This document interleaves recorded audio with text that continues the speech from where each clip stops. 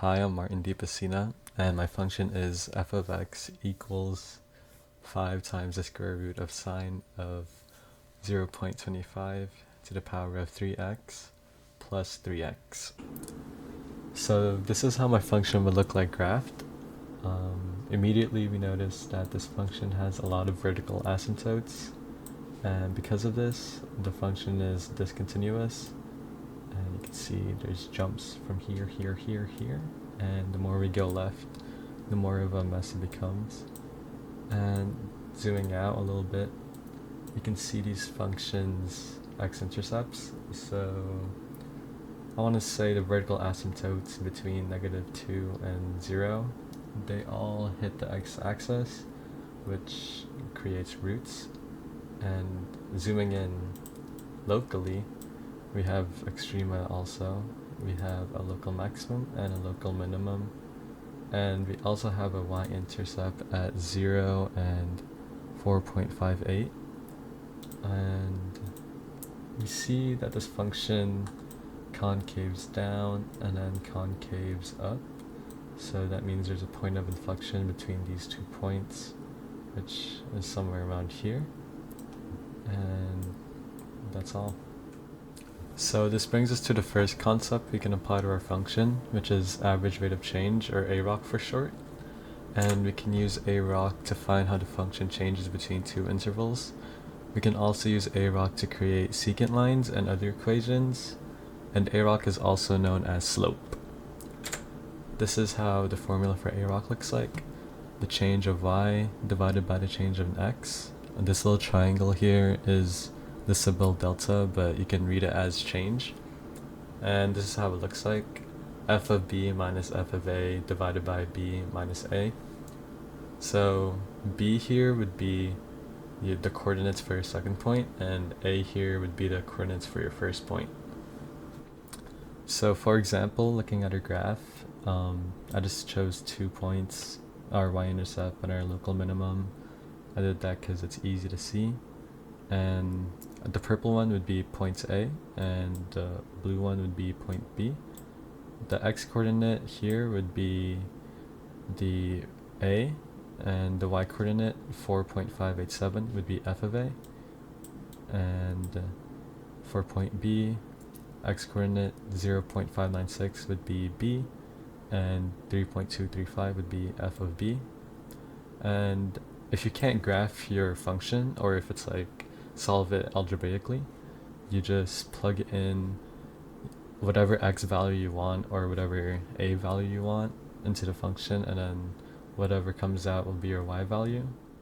So now that we have our values for point A and point B, we can plug them into our average rate of change formula, which would read 3.235 minus 4.587 divided by 0.596 minus 0.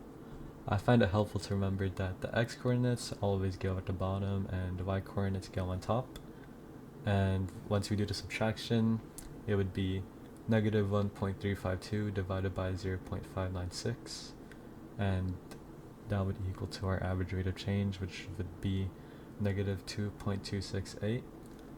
And ideally, when you answer this question, you want to answer it with context, so this is how it would look like, or an example of that. In the function, f of x is equal to 5 square root of sine 0.25 to the power of 3x plus 3x on intervals 0 to 0.596. These would be the x-coordinates of point A and point B. The graph is decreasing at 2.268 y units per x unit. And notice how I put decreasing, because our average rate of change is negative, and if our average rate of change was positive, you would put increasing at 2.268. Also, because I put decreasing, I no longer need to put the negative sign where 2.268 is, and if I did, it would cancel each other out and it would be like I'm increasing it. And you just want to make sure of notation like that. You can also write this as the graph is increasing at negative 2.268 y units per x unit, but it just makes more sense to use decreasing to me. So now that we have found our average rate of change, if you remember, we can use it to find our secant line. And our secant line is basically a line that travels between two intervals on our function. And this is how the formula for our secant line would look like. Y minus f of a is equals to m times x minus a. And the secant also has another version of its formula, which is y minus y1 is equals to m times x minus x1. This bottom version is more common, but I like using the top version because we use the variables a and f of a in our slope formula, and it helps keeps things in track. And another variable here is m, and m here would be our slope or average rate of change, which is what we needed it for. And since we solved for it, we have all the information we need to figure out this equation. So f of a would be 3.235, m, our a rock, negative 2.268, and a 0.596. And plugging it in the formula, it would read y minus 3.235 is equals to negative 2.268 times x minus 0.596. I should also note that this formula works for both points of the interval, so it could also be for f of b and b, but I just used f of a and a. And to solve this formula, we just need to do algebra. We isolate the y variable, so we do the inverse of negative 3.235, which is adding 3.235 to both sides. And once we do that, we get this. We distribute negative 2.68 to whatever inside the parentheses, which would look like this. And then we have like terms in 1.292 and 3.235. We add those together and we get the final version of our secant line, which looks like y equals mxb because it is y equals mxb. And our formula would be y is equals to negative 2.268x plus 4.527. So now that we have found the equation for our secant line, we can plug it into our Desmos here, and this is how it would look like on our graph. It crosses between point A and point B in a linear motion, and it shows how the graph is moving at this point to this point. This brings us to the second topic we can apply to our function, which are limits. And limits are basically the value the function approaches as it comes to a specific x value. And this will make more sense once we actually go through it. And there are three ways to find limits. One is numerically, which is using a table, and graphically, which you would graph it, and algebraically, also known as analytically, and you would basically plug it into this formula. So the first way we can find our limits is numerically. We can do that by creating a table just like this. X values go on top and your f of x values go on your bottom. And the first thing you want to do is find an x value you want to approach. For me, I chose 1, and then you want to put that in the middle of your table like here. And then you would find your leftmost box and your rightmost box, and you would put values that are close to the number but not super close.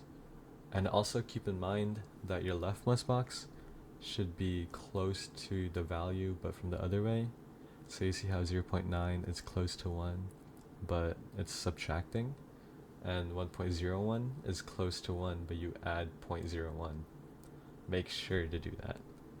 And then the idea of this table is that the closer you are to the middle box, the closer your x values get to the x value you chose. So 0.9, we get closer by one box, it becomes 0.99, and we get closer again, 0.999. And from 1.01 side, we get closer by 1.001, and then 1.0001. So you would then plug in these values into your function here. And if you notice, the 1 box has its f of x value blacked out because this is what a limit is. You're approaching a value, but you're not actually hitting that value. So now when we plug in our x values from the left hand side into our function, for 0.9 we would get 3.469, 0.99 we would get 3.608, and for 0.999 we would get 3.625. And this isn't a proper example of it. Ideally you would want to get the same f of x value 3 times in a row, So for example, if I did 0.9999, it would say 3.625, and so on and so forth. And that value would be known as your left hand limit, and this is what this symbolizes, the limit x arrow 1 negative. And you would read this as the limit as x approaches 1 from the left hand side, and this negative sign, that's what left hand side means. So now we do the same thing we did to our left hand to our right hand. We just plug in these values into our function, and for 1.01 we got 3.642, 1.001, 3.626, 1.0001, 3.625. And once this value repeats 3 times, that would be your right hand limit. And we use these signs to differentiate which side is which, because imagine the value you were looking for was 0, like 0 is the limit you're trying to find. You would do negative 0.01, and then you would do positive 0.01. Another way to find the limit of a specific point in a function is graphically. So looking back at our function graph, this blue point represents the limit we're trying to find, and this point can be anywhere. It's the limit you're searching for, and we chose x equals 1. And the way you would find your limit graphically is, ideally you would use your fingers, but if you're on your computer, you can slide your cursor to get it as close to the point as possible, and you can kind of estimate where it's going to go. And as you can see, from the left hand side it goes to here, and the right hand side it goes here, and you can estimate by the y value where they're going. So this one's going to 3.6266, this one's going to, oh my god, 3.623, and they're all converging to 3.6249, and if you round that, that becomes 3.625, which is the same as our table. So the final way we could find a limit at a specific point in our function is algebraically, and I know this is going above the requirement, but since other topics I'm going to go over require this piece right here, I should just go over it. So this reads as the limit as x approaches a of f of x, and in our case a here would be 1 and f of x would be our function, and it would look like this. We replace the a with 1 and f of x with our function. Then to solve this, you would just replace all the x's in your function with a, and a is 1 in our case, so you would put 1 where 3 x's right here and 1 and 3x here. And when you solve it, you would get the limit of x approaches 1. Now that we have found our limit, we can use it to determine continuity. And continuity exists when f of a exists, the limit of f of x exists, and when f of a and the limit as x approaches a of f of a exists. If any of these are false, you have a discontinuity.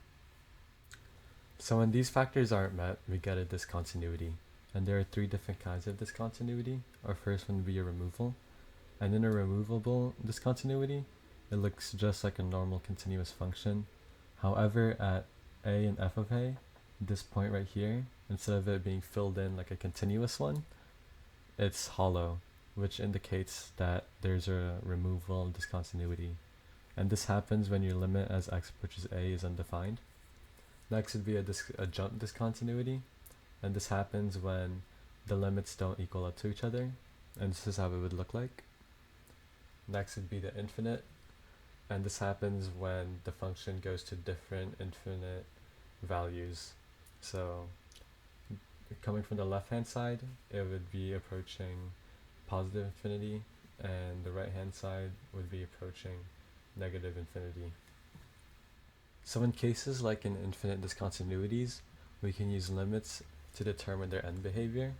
So in this case of an r f of x graph here, it would be 1 divided by x, and we can see that it's an infinite discontinuity with the left hand side going to negative infinity, which we can write as the limit as x approaches 0 from the left hand side is equal to negative infinity, And from the right hand side, we can see it's going up towards positive infinity, which can be written as limit as x approaches 0 from the right hand side is equal to infinity. Now let's get to one of the biggest topics in calculus, which are derivatives. And a derivative is how a certain y value is changing compared to its x value, or IROC, which is instantaneous rate of change. So it's like average rate of change, where we find how an interval is moving, but instead of an interval, it's only a single point. And it would look like f of x will turn into f prime of x, and derivatives can also be symbolized as d divided by dx or y prime. There are a lot of rules we need to know in order to find our derivative, and our first one would be the constant rule. Every constant's derivative is 0, so f of x equal to any constant, the derivative would be 0. And our power rule, so if f of x was x squared, we would multiply our exponent to our coefficient, so it would be 2x squared, and then we would subtract 1 to our exponent, which would make it 2x. And sum and difference rule, we treat plus signs and minuses as kind of like barriers for when we do our derivatives. So if our function was fx cubed plus 7x squared minus 4x, we would do the power rule for 5x cubed, power rule for 7x cubed, and then power rule for negative 4x, and it would look like this. The derivative of f of x would be 15x squared plus 14x minus 4. The next rule would be our product rule, and this is how it would look like. If f of x is equal to g of x times h of x, the derivative would be g of x times the derivative of h of x plus derivative of g of x times h of x. And an example would be this. F of x is equals 3x squared times x to the power of 5. We would do 3x squared, just bring that down.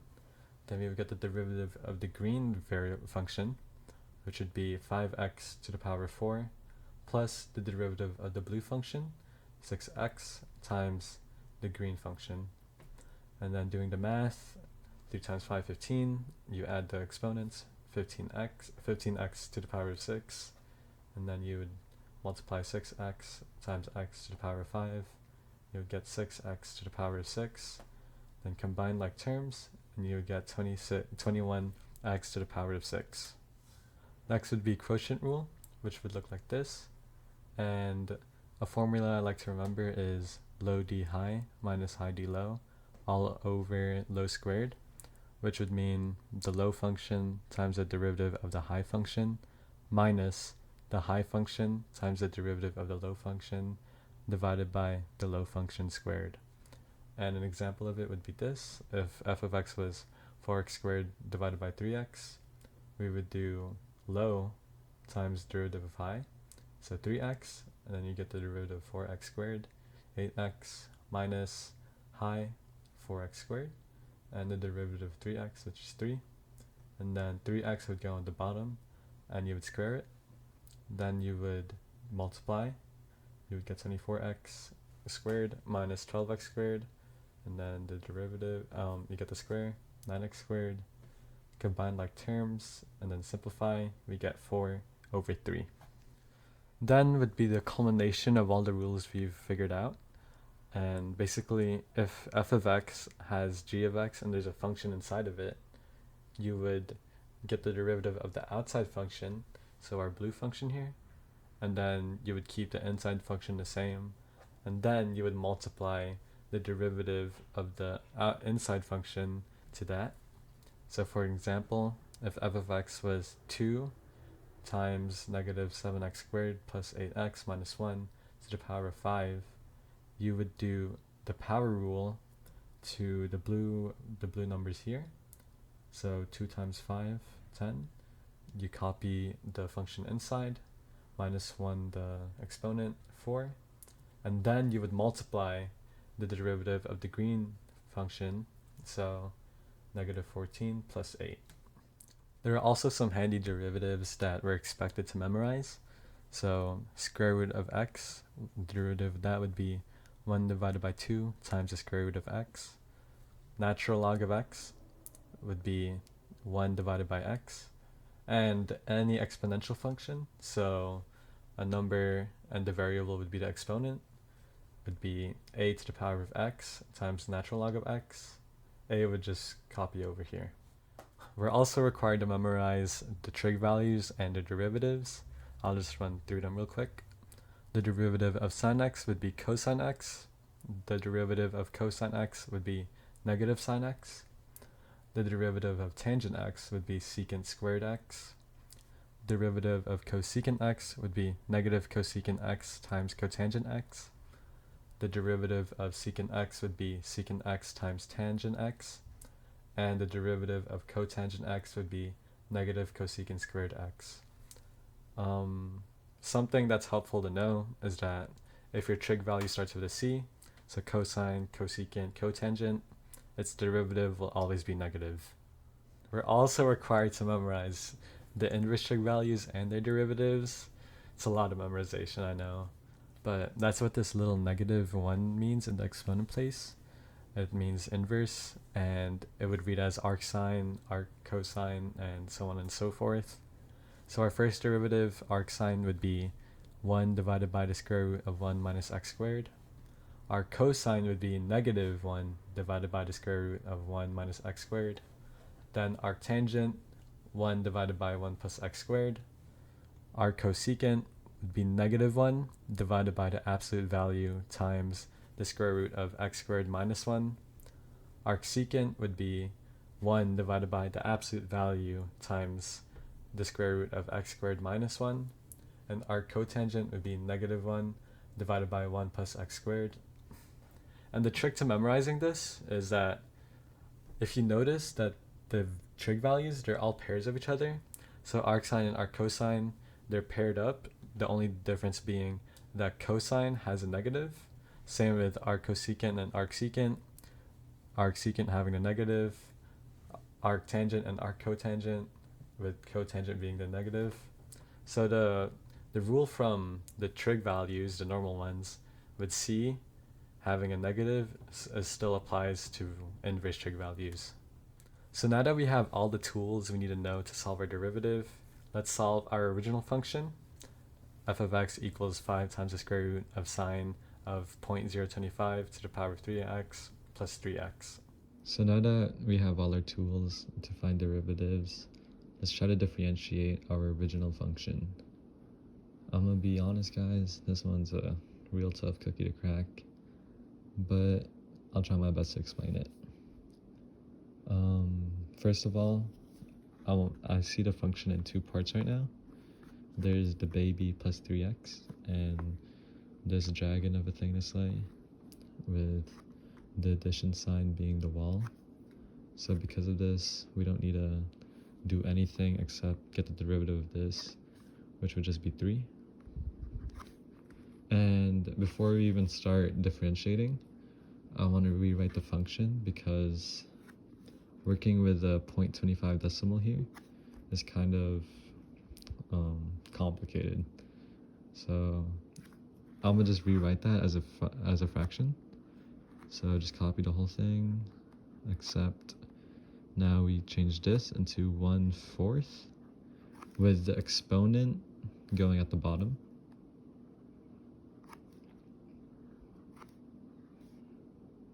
And boom. The reason why the exponent goes at the bottom is because the denominator always gets the bottom. It's like the base. And then now we could start solving for our derivative.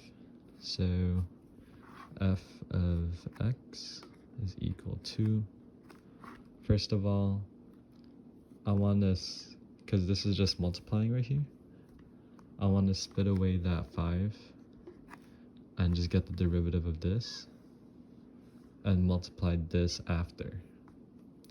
So I would just do 5 times d dx, which this is the symbol for derivative of sine.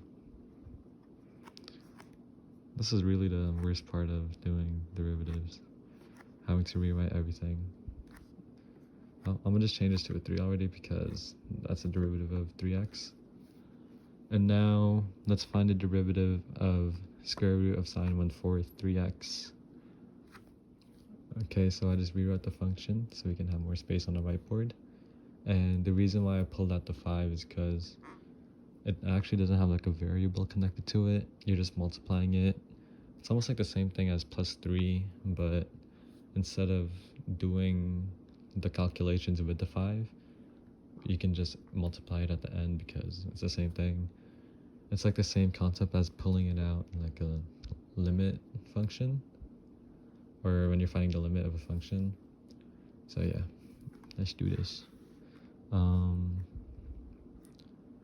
I like to put dx here so we don't confuse it. We don't confuse like adding this to when we do our calculations for this. And we can rewrite square root as a power function. So open parentheses, x 1 3x, and then 1/2. Square root is 1/2.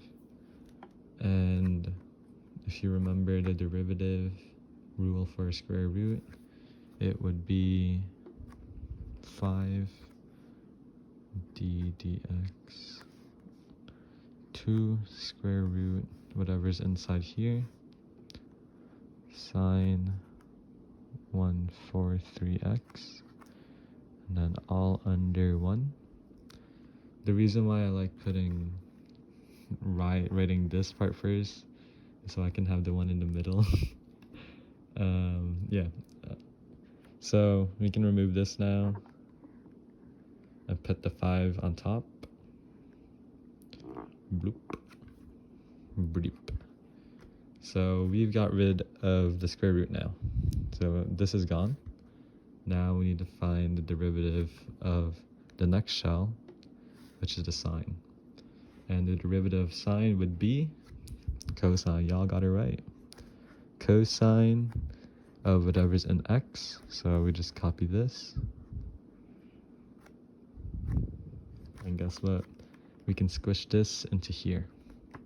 And I'm going to do that right now because my board has not too much space. But ideally, if I had like infinite paper, I would just do it as one long line and then combine it at the end. So now that we've rewritten it so it's combined, we're done with sine. Sheesh. And we're left with 1 divided by 4 to the power of 3x, which is actually still a power function because of this thingy-majiggy. And how would we get the derivative of a power function? The derivative rule would be ln a times a to the exponent.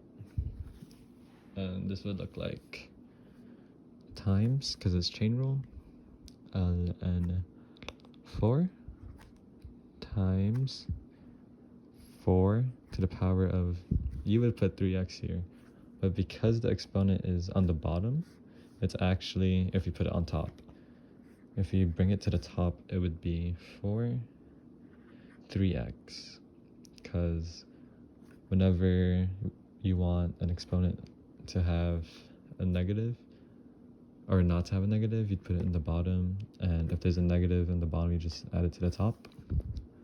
So this would turn into ln 4 times 4 to the negative 3x. And since we're all just multiplying this, we can put it on the numerator. So like you can just imagine like a line like this. I like to do that. But look, we have a negative exponent on top, which means we can put that on the bottom. And that's what I'm going to do. I'm going to rewrite this. I'll just add this to here and put this to the bottom because of this negative exponent. So now that I've put the ln 4 at the top and the 4 to the power of negative 3x at the bottom because of the negative exponent, all we're left with is this part right here, 1/4 3x. I'm gonna just rewrite that. But because this is in the denominator, we rewrite it as 4 to the power of negative 3x, and this shell, the final shell, would be negative 3x, and we just find the derivative of that and multiply it here, and this would be times negative 3. But if you've been keeping track, this has been our very first negative sign, which we're kind of fortunate for because keeping track of those signs is really annoying. We can just push this to the front of our derivative and then change this into a positive 3, and we can multiply this with 5, which becomes 15, and we can forget about the 3. Boom shakalaka. And don't forget the plus 3, and voila, we're done. Don't forget to put the proper notation. F prime of x is equal to negative 15 cosine of 1 divided by 4 to the power of 3x times natural log of 4 divided by 2 times 4 to the power of negative 3x times the square root of sine of 1 divided by 4 to the power of 3x plus 3. So the final form of our derivative would be 3 minus 15 cosine of 1 divided by 4 to the power of 3x times the natural log of 4 divided by 2 times 4 to the power of 3x times the square root of sine of 1 divided by 4 to the power of 3x. And the reason why I put the negative 3 in front is to just make the whole thing more simplified. So now that we have the derivative of our function, we can plug in any value into it to find the instantaneous rate of change, or IROC for short, for any value. So x equals 0. If you remember, 0 is one of the points we used for our average rate of change, and we would plug that into our derivative here, and it would look like this. Replace all the x's with the zeros, and the instantaneous rate of change of 0 would be negative 75.690, but that's not the exact value. The exact value has trig values in it, so the exact value would be 3 minus square root of sine of 1 times natural log of 32768 times cotangent of 1. So now that we have the IROC of our certain point, or the derivative of a point in our function, we can create our tangent line, and our tangent line is basically a line that crosses one point and shows how it changes. And the formula of this would be y minus f of a is equal to f prime of a times x minus a. And we have all the information we need. Let's just plug them in. It would be y minus 4.87, which is the y coordinate of our 0. And then the IROC, or the derivative of 0, which would be this. And then x minus 0, a being 0.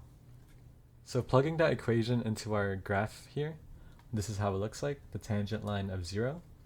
And you can see how it's not exactly lined up with our function, but it does go to the bottom just like how our function is at this point. And comparing that to the average rate of change we found earlier, this is how it would look like. So our average rate of change was between 0 and 0.596, and it looks different because this right here is how this point, the purple point, is moving, and the black line, our average rate of change, is how from here the purple point to the blue point is moving. So just to recap, between IROC versus AROC, the IROC of f of x at x equals 0 is negative 75.690, and the AROC between the two intervals 0 and 0.596 is negative 2.68 y units for every x unit. So the IROC is how a certain point, one individual point, is moving in our function, and for our case it'd be 0. And AROC would be 2 points and how the function moves between 2 points. So now that we have a derivative, what can we use it for? And we can use our derivative to see how our graph is moving at a certain point. So if our derivative at a certain point is greater than 0 or positive, that means the function is increasing at that point. And if our derivative at a certain point is less than 0 or negative, that means the function is decreasing at that point.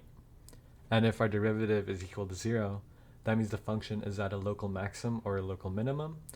And it also means that that point is a critical number. So first of all, what are critical numbers? Well, critical numbers are values that make your first derivative equal to 0. And when your first derivative is equal to 0, that means your critical number is either at a minimum or at a maximum, which, looking at these two pictures, they're awesome by the way, represents. So here would be a minimum and here would be a maximum. And to determine whether or not your critical number is at a minimum or maximum, you would get the second derivative of your function. And if the second derivative is positive, the critical number is at a minimum, as looking at Mr. Smiley over here. And if the second derivative is negative, that means the critical number is a maximum. And this is because minimum numbers, that means the concave is up. See, like the middle of here, concave goes up. And maximum numbers, the concave is down. In the middle here, the concave goes down, which basically just means the graph is going downwards, concave down, and the graph is going upwards, which means concave up. Another way we can use functions and derivatives is to find out an object's movement. So we can use it to find distance, velocity, and acceleration. For distance, it would be d of t, so distance and whatever time value you put in there. It could be seconds, minutes, hours, and we would use that to determine the object's position. And whatever answer you get, it would be in units, and this would be just the original function, or an original f of x. And if you get the derivative of that f of x, so f prime x, you would get the velocity function, which would be velocity of t, and this is how you find the object's rate of change, or speed, and the direction it's going. So it could go either to the right of 0 or to the left of 0, and whatever answer you get would be answered with units per second. And if you get the second derivative of your original function, or your distance function, you would get the acceleration, and which would be a of t, and that would be the rate of change of the object's velocity, and this would be how fast the velocity is moving or not.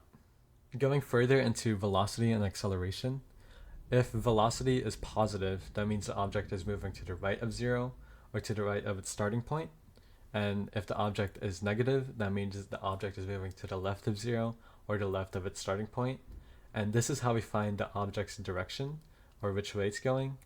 And if the object is at 0, that means the object is at rest and it's not moving.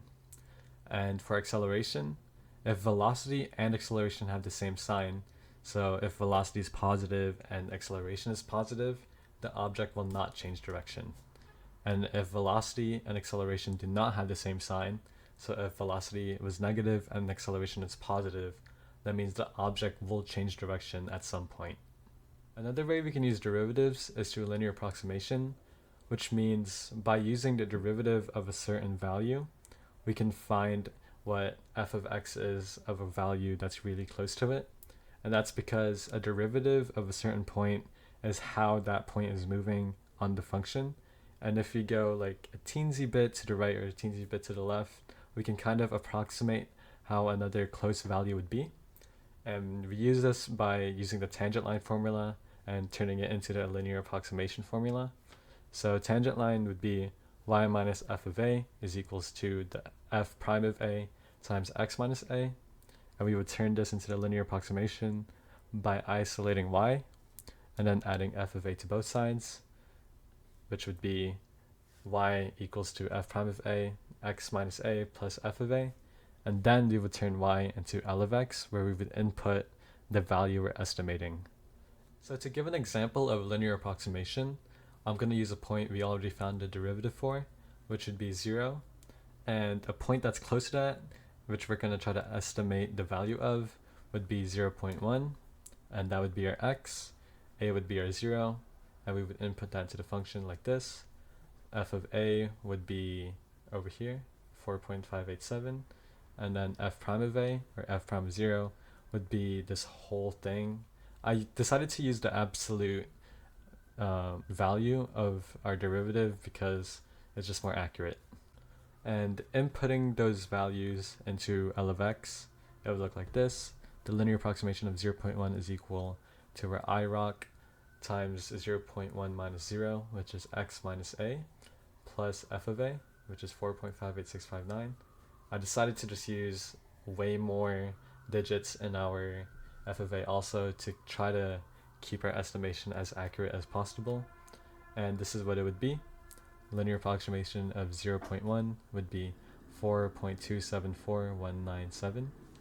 So to visualize linear approximation, I just put it in our graph, and our purple line is our tangent line, which we use to approximate 0.1, and this black point is our answer with our approximated answer, and the red point is our actual value for f of x. And you can see how the tangent line, the purple line, is really close to the f of x, which is why linear approximation works. It's really close to it, and that means you get semi-close values close to it. And our linear approximation answer, 0.1, 4.27419, is not too far off from our actual f of x value. And this is how linear approximation works. So now that we know the concept of derivatives, we can apply it to different forms of math like geometry, and that would be called related rates. An example of this would be using the rectangle, because it's easy and it's simple. So the area of a rectangle is length times width, but what if your rectangle was increasing or decreasing, and we wanted to know the rate of how it's changing? We would get the derivative of the area formula, which would be the rate of area over a time unit, so it could be units, seconds, minutes, and then we would get the derivative of its actual formula, L times W, using the product rule, which would be L times the rate of width plus width times the rate of length. So an example of using related rates in a math problem would be the width of a rectangle is increasing at a rate of 2 centimeters per second, and its length is increasing at a rate of 3 centimeters per second. At what rate is the area of the rectangle increasing when its width is 4 centimeters and its length is 5 centimeters? So in the word problem, it gives us the rate of how width is changing and the rate of how the length is changing, which width would be 2 centimeters per second, length 3 centimeters per second, and it also gives us a value of how big the rectangle is at a certain point, and that would be when width is 4 centimeters and when length is 5 centimeters. Since we have all the information we need to solve this problem, we can just plug it into our area rate of change formula, dA dt equals length dw dt plus w dl dt, which would look like this. The length times rate of change of width plus width times the rate of change of length. And then we multiply it, 10 centimeters per second squared plus 12 centimeters per second squared. Combine them, it becomes 22 centimeters per second squared. And if you notice, this relates also to our velocity, acceleration, and distance. 5 centimeters distance has no square root or no per second. Velocity, or rate of change, would have 2 centimeters per second, and then our acceleration would have 10 centimeters per second squared. So there are also helpful theorems we can use for derivatives. Our first one would be the mean value theorem for derivatives, and it means in a continuous and differentiable function, the average rate of change of a given interval will at some point equal to a tangent line within the interval. And algebraically, it means f prime of a certain point is equal to the average rate of change of that interval. So to give an example of how you would use mean value theorem algebraically, let's use f of x is equal to 3 plus square root of x on the interval 0 and 4. So we would need f prime of x, so it would be 1 divided by 2 times the square root of x, and then we would need the average rate of change, which is f of b minus f of a divided by b minus a. So f of a would be 0, which is 3, and b would be f of 4, which is 5. Then if we set them equal to each other, this being f of c and this being our average rate of change, we would get 1/2 over 2 times the square root of x equals to 1/2, which is our average rate of change. And then we would want to get the x by itself, so multiply 1/2 to both sides. We would get square root of x equals to 1. Then you would square both sides to get rid of the square root, and then we would find the point in which the tangent line is equal to the average rate of change. And visually, this is how it would look like. So this is our function graph, the red one, and then the blue one would be our average rate of change from 0 to 4, and the green line would be our tangent line, or the point in which the slope of the tangent line is equal to the average rate of change. And you can see that because the green line and the blue line have the same slope. Another helpful theorem is the intermediate value theorem, which means if your function is between a and b, it'll have all values within a and b. If given intervals have different signs, there must be a root within that interval. So the first part of the sentence basically says if your function is between at one point and one point, it'll have all y values between that point. And the second part is how we can actually use that. So which means if a is negative and if b is positive, there must be a root or an x-intercept within that interval. And this is an example of it. So x squared plus x minus 3 on the interval 0 of 2. We would plug in our intervals. 0 squared plus 0 minus 3 equals negative 3. And then 2 squared plus 2 minus 3 equals positive 3. Because these are different signs, that means there must be a root between 0 and 3. And the last theorem we're going over is the Rolle's theorem, which is a special case of MVTD. And if your function on the given intervals return the same value, there must be a point where f prime of c is equal to 0. And this is how Rolle's theorem would look like visually. So this is our function, and our intervals would be 0 and 5. And you can see within these intervals, they go to the same point, which is 3. And that means within this interval, there has to be a point where f prime of c is equal to 0, which means the function is at a critical point, which means here.